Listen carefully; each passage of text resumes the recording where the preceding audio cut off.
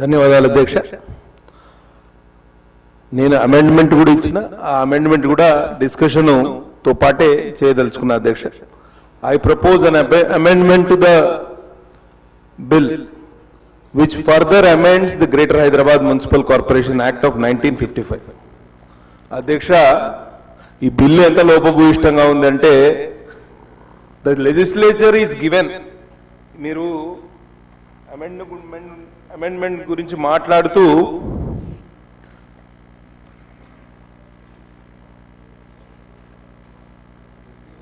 Amendment of section 3లో point number 1, there shall be established one or more municipal corporations for the city with effect from the date of notification under this subsection. One or more, there is no clarity adhyaksha, arbitrary ga undi. Ippude Nagendra గారు గౌరవ శాసనసభ్యులు మాట్లాడుతూ 3 కార్పొరేషన్లు చేస్తారు అనే ఆలోచన, వారికి కూడా పూర్తి సమాచారం ఉందా లేదా అనేది మాకైతే లేదు, ప్రతిపక్ష సభ్యులకైతే మాకైతే పూర్తి సమాచారం లేదు.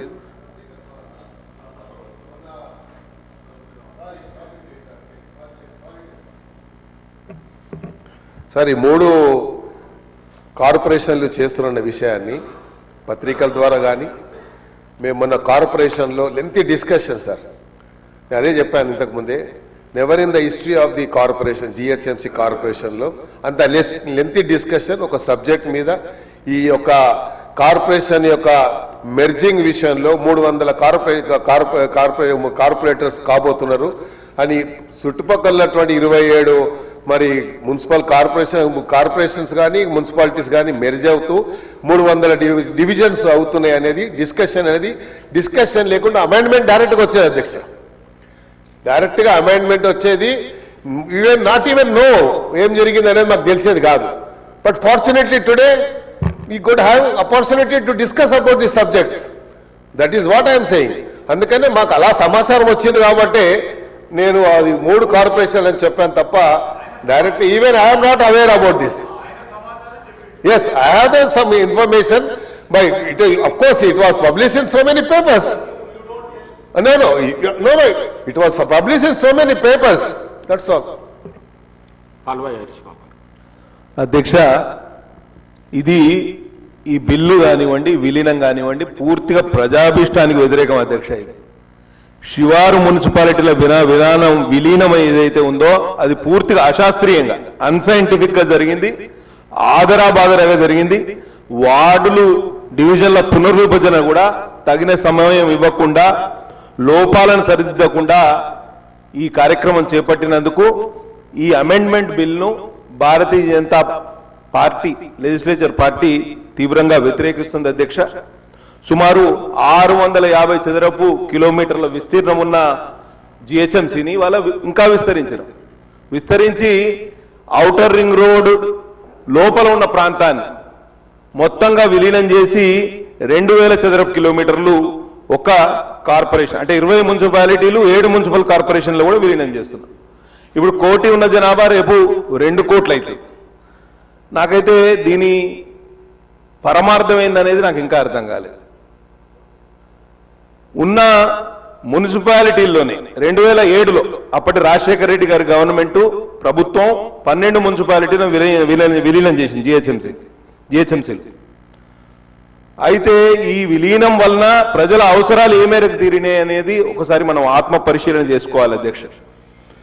పెరుగుతున్న జనాభాకు తగ్గట్టుగా మంచినీరు కానివ్వండి, డ్రైనేజ్ వ్యవస్థ కానివ్వండి, రోడ్లు కానివ్వండి, ఫ్లైఓవర్ల నిర్మాణం కానివ్వండి, ట్రాఫిక్ ఇబ్బందులు తీర్చడంలో కానివ్వండి, కాలుష్య నివారణలో కానివ్వండి, మౌలిక వసతుల కల్పనలో కానివ్వండి ప్రభుత్వాలు విఫలమైనవి. We have to accept it. పరిపాలనా సామర్థ్యం మెరుగుపడుతుందని ఆ రోజు 12 మున్సిపాలిటీలు విలీనం చేస్తే పరిపాలన సామర్థ్యం అటకెక్కింది అధ్యక్ష. ఇప్పుడు మళ్ళా దాన్ని విలీనం అని చెప్పి రకరకాలుగా ప్రజల్ని ఇబ్బంది పెట్టే కార్యక్రమం ఈ ప్రభుత్వం చేస్తోంది. తగుదనమ్మా అన్నట్టు ఇప్పుడు శివారు ప్రాంతాలను జిహెచ్ఎంసీలో విలీనం చేస్తే ఏం లాభం అధ్యక్ష? ఇవాల్టి న్యూ మంత్ర అయింది డీసెంట్రలైజేషన్ ఆఫ్ పవర్. మనం ఇక్కడ సెంట్రలైజేషన్ కు ఆస్కారం ఇస్తున్నాం అనే విషయాన్ని మనం గ్రహించాలి. పూర్తిగా 2000 చదరపు కిలోమీటర్ల ఆ ఏరియా మొత్తం ఒకటే సింగిల్ ఎంటిటీగా సింగిల్ యూనిట్గా మార్చడం అనేది వాళ్ళ ఎవరి ఆలోచన ఎట్లొచ్చింది అనేది నాకు ఇంకా అర్థమవుతలేదు.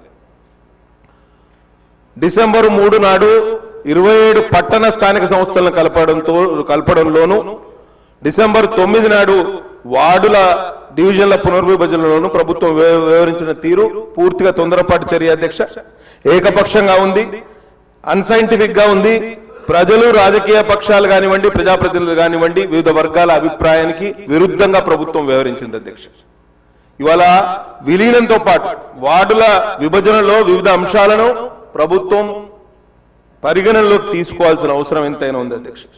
గ్రామీణ ప్రాంతాలు, ఇవాళ గ్రామీణ ప్రాంతాలు గత సంవత్సరమే మనం ఇదే శాసనసభలో అమెండ్మెంట్ పెట్టుకుని గ్రామీణ ప్రాంతాలను విలీనం చేసుకున్నాం. 51 గ్రామ పంచాయతీలను పక్కన ఉన్న మున్సిపాలిటీలో విలీనం చేసిన ప్రభుత్వం ఆ వెంటనే జిహెచ్ఎంసీలో కలపడం ద్వారా స్థానిక స్వపరిపాలనను పూర్తిగా ధ్వంసం చేసింది అధ్యక్ష. ఇది వ్యవసాయం ఇంకా మనకు TCUR కోర్ అర్బన్ రీజియన్ లో వ్యవసాయం ఇంకా కొనసాగుతుంది.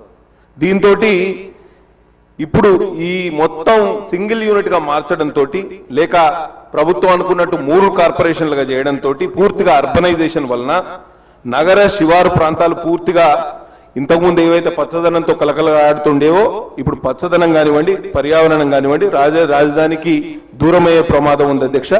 వ్యవసాయం దాదాపు కనుమరుగయ్యే ప్రమాదం కూడా ఉన్నది. అవి లంగ్ స్పేసెస్, ఆ లంగ్ స్పేసెస్ కూడా మనం పోగొట్టుకునే అవకాశం ఉంది అధ్యక్ష. కాబట్టి ప్రజలకు ఇంకా కాలుష్యం పెరిగే అవకాశం కూడా ఉంది. ర్యాపిడ్ అర్బనైజేషన్ వైపు మనం మూవ్ అవుతున్న తరుణంలో మనం తగిన మౌలిక సదుపాయాలు కల్పించాల్సిన చోట అధికార కేంద్రీకరణ చేయడం అనేది మన ఆలోచన ఎంతవరకు సఫలీకృతం అవుతుంది అనేది నాకు సంశయం అధ్యక్ష. నాకు చాలా I have number of reservations regarding how this things are going to end up in future. Party రిజర్వేషన్ల గురించి కూడా మాట్లాడతారు. ఏ పార్టీకి లాభం చేయడానికి మీరు ఈ అమెండ్మెంట్ తీసుకొచ్చారు అనేది కూడా పొలిటికల్ డిస్కోర్స్ లో వి విల్ టేక్ అప్. చెప్తా, అది కూడా చెప్తా. ఇవన్నీ ఫస్ట్ వ్యవసాయం ఎట్లా ధ్వంసం అవుతుంది, ఎట్లా చేతి వృత్తులు, వీటన్నిటి గురించి మాట్లాడినాక రాజకీయంగా మాట్లాడతారు. ఇవాళ చేతి వృత్తులు, కుల వృత్తులు కూడా ఇప్పటికీ ఈ గ్రామీణ ప్రాంతాల్లో కుమ్మరి, కమ్మరి, వడ్రంగి, రజక తదితర కులాలన్నీ కొనసాగుతున్నాయి అధ్యక్ష. ఈ ర్యాపిడ్ అర్బనైజేషన్ వలన పూర్తి కుల వృత్తుల ప్రమాదం ఏర్పడే అవకాశం ఉంది. పర్యావరణం, అడవులు, 1000 ఎకరాల అటవీ భూములు జిహెచ్ఎంసీ పరిధిలోకి వస్తాయి అధ్యక్ష. రాజధాని నలుమూలల అడవులు ఉండడం వలన పర్యావరణం కొంత కాపాడబడ్డది. ఇప్పుడు కాలుష్యం కోరలో చిక్కునే ప్రమాదం ఉంది. భవిష్యత్తులో ఈ పరిస్థితి కూడా ఉండదు అధ్యక్ష. కుంటలు, చెరువులు, ఇవాళ ఉస్మాన్ సాగర్ కానివ్వండి, హిమాయత్ సాగర్ కానివ్వండి, హుసేన్ సాగర్ కానివ్వండి, మీరాలం ట్యాంక్ కానివ్వండి, మా ఇంటి దగ్గర ఉన్న ఫాక్స్ సాగర్ కానివ్వండి, పెద్ద పెద్ద రిజర్వాయర్లు మొత్తం కాలుష్యంతో ఇంకా నిండిపోయే ప్రమాదం ఉంది. గ్రామ కంఠం, అసలు ఇంతవరకు రెవెన్యూ ఇష్యూస్ కూడా వచ్చే ప్రమాదం ఉంది అధ్యక్ష. ప్రతి ఊరికి ఒక గ్రామ కంఠం ఉంటుంది అధ్యక్ష. అయితే దాన్ని మెయింటైన్ చేసేది ఇప్పుడు ఇంతవరకు గ్రామ పంచాయతీ. దాన్ని గ్రామస్తులు విచక్షణతోటి ఆ విషయంలో చొరవ తీసుకుంటారు అధ్యక్ష. ఇప్పుడు జిహెచ్ఎంసీలో విలీనం తర్వాత ఆ గ్రామ కంఠాల పరిస్థితి ఎట్లా, దాని మెయింటెనెన్స్ ఎట్లా, దాని నక్ష ఎట్లా, how do you use that government property, government land అనేది లోపభూయిష్టంగా తయారయ్యే ప్రమాదం ఉంది అధ్యక్ష. ఆస్తి పన్నులు, వృత్తి పన్నులు ఇక ఎంత పెరుగుతాయి అనేది మనం ఒకసారి ఆలోచన చేయాలి. గతంలో 2007లో ఆస్తి పన్ను కానీ వృత్తి పన్ను కానీ పెరిగి అప్పుడే ప్రజల నడ్డి విరవబడింది. మళ్ళీ అటువంటి ప్రయత్నమే ఈ ప్రభుత్వం కూడా చేస్తోంది.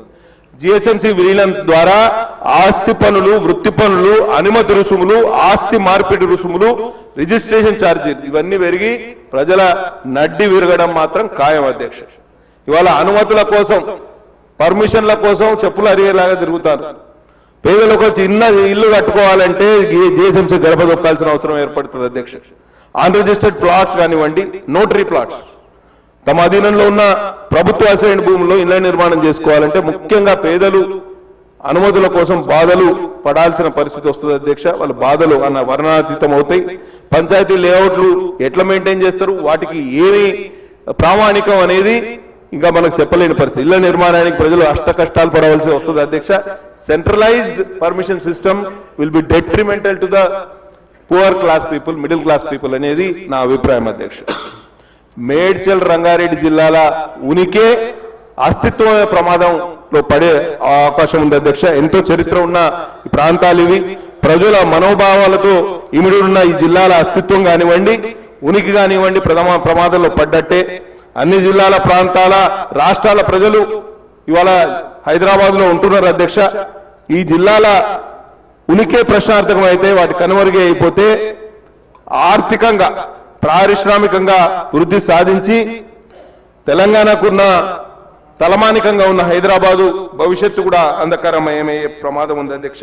అదొక్కటే కాకుండా ఇవాళ పొలిటికల్ డిస్కోర్స్ విషయంలో నాతో